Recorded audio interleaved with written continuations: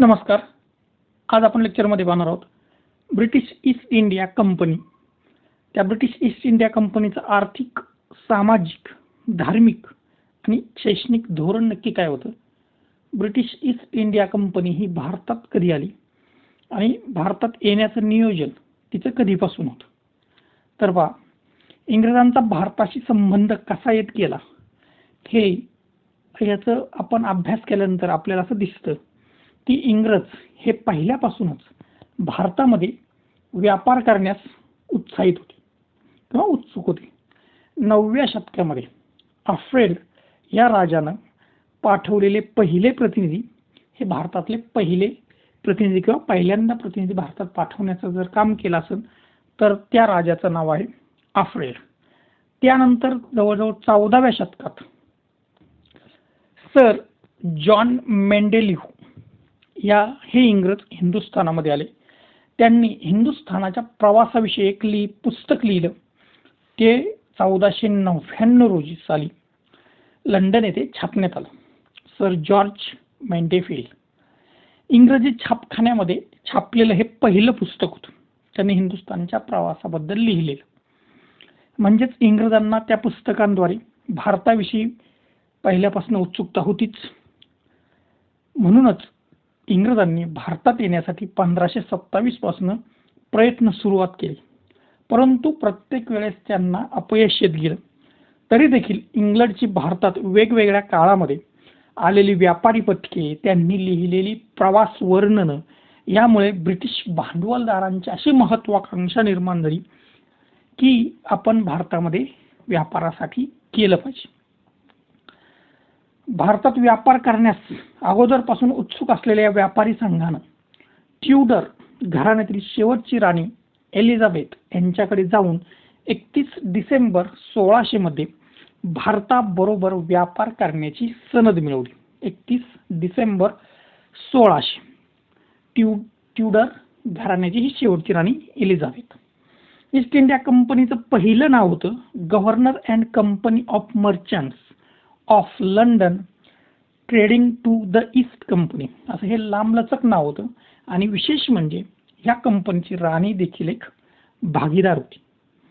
अशा रीतीनं 2 मे 1601 रोजी निरनिराळ्या सत्ताधीशांच्या नावे राणीची शिफारस पत्रे घेऊन कंपनीच्या पहिल्या बोटीनं भारताकडं प्रयाण केलं. पुढे याच कंपनीनं तराजू, तलवार आणि तख्त या धोरणानं भारत पादाक्रांत केलेला आपल्याला दिसून येतो. आधी व्यापार, नंतर तलवार, सैन्य व्यवस्था आणि नंतर सत्ता. त्यांनी सुरत, मद्रास, कलकत्ता या ठिकाणी आपल्या वखारी स्थापन केल्या. स्थानिक अधिकाऱ्यांकडून वखारींना त्रास होत असे म्हणून त्यांनी बळाने आपण त्याचा प्रतिकार केला पाहिजे असं या कंपनीला वाटू लागलं. औरंगजेबाच्या मृत्यूनंतर मुघल दरबारात गोंधळ निर्माण झाला आणि इकडे मराठीशाहीमध्ये ला सुद्धा चांगले दिवस आले. तेव्हा इंग्रजांनी काय केलं की आता कमकुवत कोणी तर औरंगजेब. तर औरंगजेबाचा जे राज्य आहे त्या प्रदेशामध्ये, मुघलांच्या प्रदेशामध्ये इंग्रजांनी आता आपले हातपाय पसरायला सुरुवात केली. आणि त्यातूनच त्यांनी 23 जून 1757 रोजी प्लासीची लढाई व 22 ऑक्टोबर 1764 बक्सारची लढाई झाली. आणि या युद्धानंतर इंग्रजांचे भारतामध्ये चांगलेच पाय रोवला गेला. पुढे मराठ्यांचा दरबारामध्ये सुद्धा हळूहळू कंपनीने हस्तक्षेप सुरुवात केली आणि एका प्रकारे मुघलांची सत्ता हातात आल्यानंतर इंग्रजांनी आपला मोर्चा मराठीशाहीकडे वळवला आणि मराठीशाहीला इंग्रजरूपी ग्रहण लागलं. आता या इंग्रजांचं आर्थिक धोरण काय होतं? तर ईस्ट इंडिया कंपनी ही मुळातच व्यापारी कंपनी होती. ती व्यापार करण्यासाठी चालू होती आणि त्यांचा व्यापाराचा मुख्य उद्देश असतो नफा मिळवणं. त्यामुळे व्यापार करता करता ह्या कंपनीनं देश सुद्धा जिंकला आणि इथील माणसांना सुद्धा जिंकला. कंपनीच्या काळामध्ये मुंबईचा विकास झाला. इंग्लंडमध्ये औद्योगिक क्रांती घडून आली आणि त्या इंग्लंडच्या कारखान्यांमध्ये, शहरांमध्ये वाढ झाली आणि इंग्लंडमध्ये प्रामुख्याने वस्त्रोद्योगात क्रांती घडून आली. त्यामुळं काय झालं की इंग्लंडमध्ये वस्त्रोद्योगात जरी क्रांती घडून असली तरी इंग्लंडमध्ये कापूस पिकत नाही. त्यामुळे त्यांना इतर देशांवर अवलंबून राहावं लागायचं. त्यावेळेस अमेरिकेमध्ये एकाच वेळी राज्यक्रांती करून आल्याने अमेरिका इंग्लंडला कापूस देईन अशी झाली, किंवा अमेरिकेतून इंग्लंडला कापूस आणणं हे अवघड झालं. मग आता राहिलं काय तर भारत. या भारतात संकटकाळी मदत करणारी भूमी असं वाटून कंपनीनं भारतातील कापसाचं उत्पन्न वाढावं यासाठी प्रयत्न सुरू केले. गुजरात, खानदेश, वऱ्हाड या भागामध्ये भरपूर कापूस पिकून तो कापूस इंग्लंड येथे खरेदी करू लागले आणि तयार झालेले कपडे पुन्हा मुंबईमध्ये विकले जाऊ लागले. पुढे या हालचाली जलद व्हाव्या म्हणून दळणवळणाच्या सोयीकरता इंग्रजांनी लक्ष घातलं आणि याच्यातूनच भारतामध्ये सर्वप्रथम 16 एप्रिल 1853 मध्ये मुंबई ते ठाणे म्हणजेच बोरीबंदर ते CST ही पहिली रेल्वे सेवा सुरू केली इंग्रजांनी 16 एप्रिल 1853. ही रेल्वे केवळ भारतातच नाही तर आशियातली ही पहिली रेल्वे ठरलेली मुंबई ते ठाणे 16 एप्रिल 1853. ही कशासाठी केली तर त्यांच्या व्यापारामध्ये दळणवळणाच्या सोयी व्हाव्यात म्हणून केली. त्यामुळे इंग्रजांची आयात निर्यात जलद होऊ लागली. म्हणूनच मुंबईच्या आर्थिक दृष्टिकोनातून मुंबईचा सुद्धा विकास झालेला आपल्याला दिसून येतो. 1813 साली ज्या मुंबईची लोकसंख्या 1,80,000 होती त्याच मुंबईची लोकसंख्या 1846 मध्ये 5.5 लाखांवर झाली.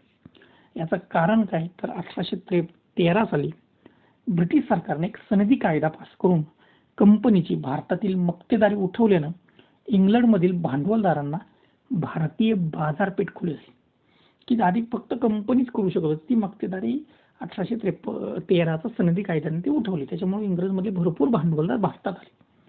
आपोआपच भारतातील उद्योगांमध्ये वाढ झाली. परिणामी मुंबईची लोकसंख्या सुद्धा वाढली. लोकांना मुंबईत कामधंदा मिळू लागला. भारतातील हस्तोद्योग बंद पडू लागले. कंपनीची आर्थिक भरभराट होऊ लागली. मुंबईचे गव्हर्नर व सचिव पावसाळ्यात पुण्यातून कारभार पाहू लागले. ज्यावेळेस पाऊस असायचा त्यावेळेस मुंबईचे सचिव आणि गव्हर्नर हे पुण्यात येऊन राहायचे आणि ते पुण्यातून कारभार बघायचे मुंबईचा. त्यामुळे काय झालं आता त्यांना येण्या जाण्यासाठी मुंबई ते पुणे या बोरघाटामध्ये रेल्वेची रूळ टाकण्यात आली आणि मुंबई आणि पुणे ही शहरं सुद्धा एकमेकांना जोडली. परिणामी पुण्याचा व्यापार सुद्धा वाढला आणि पुण्याची लोकसंख्या सुद्धा वाढली. मुंबई हे विकसित शहर झालं पण पावसाळ्यामध्ये मुंबईचा कारभार हा पुण्यातून पाहायला जावं लागला. गव्हर्नर आणि सचिव हे पुण्यात येऊन राहायचे. त्यामुळे त्यांना येण्या जाण्यासाठी याच्यामध्ये बोरघाटामध्ये रेल्वेचे रूळ टाकण्यात आले आणि मुंबई ते पुणे असा शहरं ही एकमेकांना जोडली गेली आणि त्याच्याबरोबर उद्योगधंद्यात वाढ झाली आणि त्यामुळं पुण्यात सुद्धा पुण्याचाही व्यापार वाढला आणि परिणामी पुण्याची लोकसंख्या सुद्धा वाढलेली आपल्याला दिसून येते. 1872 मध्ये ज्या पुण्याची लोकसंख्या 90,000पेक्षा जास्त होती ती 1891 मध्ये ती 1,18,000वर गेली. दुष्काळामुळे प्लेगमुळे पुढे ती घटली परंतु मुंबईसारखा पुण्याचा विकास झाला नाही. पुढे दुष्काळ आला 1897ला, प्लेगच्या साथ आली त्यामुळे पुण्याची लोकसंख्या घटली पण मुंबईसारखा एवढा काय पुण्याचा विकास झाला नाही. आता ब्रिटिश ईस्ट इंडिया कंपनीचं सामाजिक धोरण भारतीय समाज हा वेगवेगळ्या जातींमध्ये विभागलेला आहे हे ब्रिटिशांना माहित होतं. त्यांनी एक सामाजिक अभ्यास केला होता भारतीयांचा आणि त्यांनी हे पाहिलं होतं की भारतीयामध्ये जातीयता, अस्पृश्यता, विधवा विवाह, सती प्रथा, बालविवाह अशा वेगवेगळ्या प्रथा या भारतीयांमध्ये चालू आहेत. इंग्रजांनी शास्त्री मंडळींना धर्मसुधारकांना हाताशी धरून प्रथमतः 4 डिसेंबर 1829 मध्ये सती प्रथेचा कायदा केला. की सती प्रथा राजाराम मोहन रॉय हे महत्त्वाचे आणि त्याचबरोबर त्यांना सहाय्य लागलं ते कंपनीचे गव्हर्नर लॉर्ड विल्यम बेटिंग यांचं आणि सती प्रथेचा कायदा केला 4 डिसेंबर 1829ला. लॉर्ड डलहौसी यांनी 25 जुलै 1856 रोजी विधवा पुनर्विवाहाचा कायदा पास केला. सती प्रथा बंद केली ह्या लॉर्ड विल्यम बेटिंग यांनी आणि विधवा पुनर्विवाहाचा कायदा केला लॉर्ड डलहौसी यांनी 25 जुलै 1856. यामुळे कंपनीच्या प्रयत्नांनी मुंबईतील रघुनाथ जनार्दन तसेच विधवा चिमाबाई या गौड सारस्वत जातीतला पुनर्विवाह झाला. कधी कंपनीच्या प्रयत्नाने मुंबई येथील रघुनाथ जनार्दन आणि विधवा चिमाबाई गौड या गौड सारस्वत जातीतला हा पुनर्विवाह पहिला. रघुनाथ जनार्दन आणि विधवा होत्या चिमाबाई. गौड सारस्वत जातीतला हा पुनर्विवाह यामुळे घडून आला. तो पण मुंबईतला. धार्मिक धोरण कंपनीनं लोकांच्या जीवनामध्ये हस्तक्षेप करण्याचं कटाक्षानं टाळलं. कारण त्यांनी इंग्रजांनी अभ्यास केला होता की भारतीय समाजामध्ये धर्माचे जास्त महत्त्व आहे आणि जर धर्माचा जास्त पगडा या समाजावर जर आपण त्याच्यात हस्तक्षेप करून गेलो तर हे लोक आपल्याला कसंही किंवा आपल्या विषयी लोकांच्या मनात रोष निर्माण होईल आणि जे आपल्याला कार्य करायचे ते आपल्याला करता येणार नाही. 1813 मध्ये त्यांनी खटपटी करून ख्रिस्ती मिशनऱ्यांना भारतात येण्याची सनद मिळवली. ख्रिस्ती मिशनऱ्यांनी भारतात यायला सुरुवात केली आणि समाजातील खालच्या जातीतील लोकांना शिक्षण देऊन त्यांना आपल्या ख्रिश्चन धर्मात समाविष्ट करून घेणे हा त्यांचा प्रामुख्याने उद्योग होता. ख्रिस्ती मिशनरी आल्या, त्यांनी शिक्षणाचं गोंडस नाव दिलं, पण त्या पाठीमागून त्यांनी धर्मांतराचा हा त्यांचा हित होता. पण त्यामुळे हिंदू दुखावला जाणार नाही याची त्यांनी काळजी घेतली. त्यामुळे कंपनीने धर्मांतराला विरोध केला.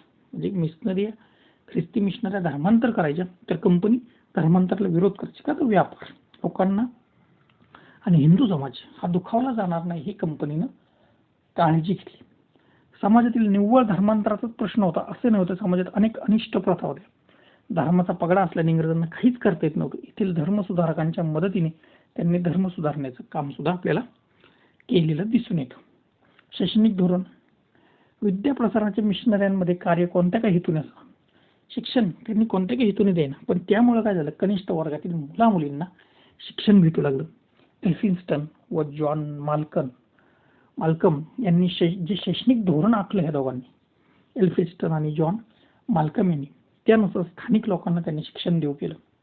कंपनीने वर्षासाठी शिक्षणासाठी 1,00,000 रुपये खर्च करावेत व शिक्षणाची जबाबदारी मिशनऱ्यांकडे सोपू नये असं एल्फिन्स्टन यांना वाटत होतं. एल्फिन्स्टन यांना वाटत होतं की हे सगळं कंपनीने करावं, मिशनऱ्यांकडे शिक्षणाची जबाबदारी सोपू नये. दरवर्षी 1,00,000 रुपये हे शिक्षणावर खर्च झाले पाहिजे. श्रावणामध्ये ब्राह्मणांना वाटण्यास जी वर्गणी किंवा दक्षिणा वाटायची त्या दक्षिणा फंडातूनच पुढे 1821 मध्ये विश्रामबाग वाड्यात संस्कृत पाठशाळा सुरू केली आणि या शाळेच्या 1828 सालापासून इंग्रजी शिक्षणाची सोय या संस्कृत पाठशाळेमध्ये सुद्धा करण्यात आली.